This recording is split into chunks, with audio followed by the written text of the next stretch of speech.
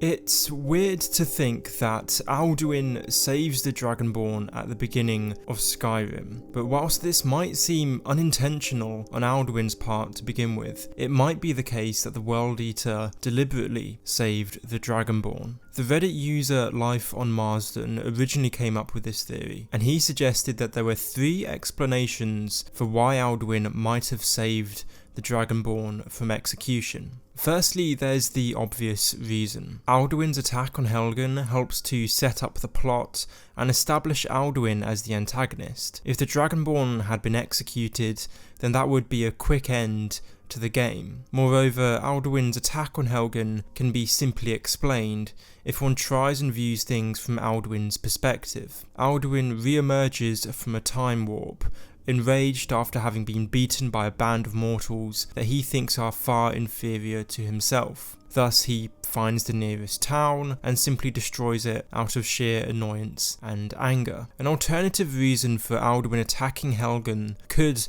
though, be down to the fact that Alduin seems to have an innate ability that allows him to detect the soul of a dragon. Alduin can often be spotted flying around Skyrim, bringing long dead dragons back to life. How else could he do this unless he could detect the essence of a Dova? According to this thinking, it could be the case that Alduin inadvertently ends up saving the Dragonborn because he senses that there is a dragon soul in the town, but instead of finding a dragon's tomb when he arrives, Alduin instead only finds a band of hostile and bemused mortals. His violent reaction could then be attributed to Alduin thinking that the Imperials were digging up or desecrating a dragon's dead body. But at the same time, Alduin is incredibly temperamental and bloodthirsty, so maybe he just decided to destroy the town out of spite. The third explanation could be that Alduin saved the Dragonborn intentionally. Perhaps Alduin's inborn sense to detect dragons extends to him being able to detect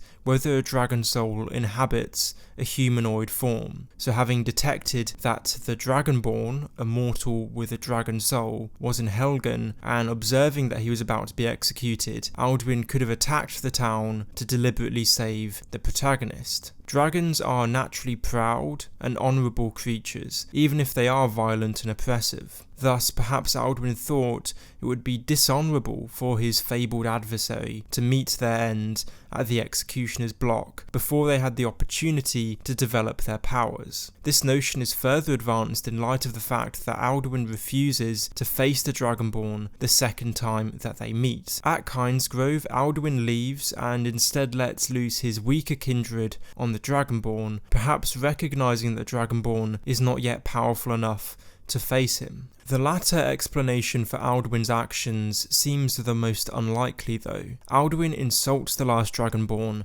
whenever he meets him. You do not even know our tongue, do you?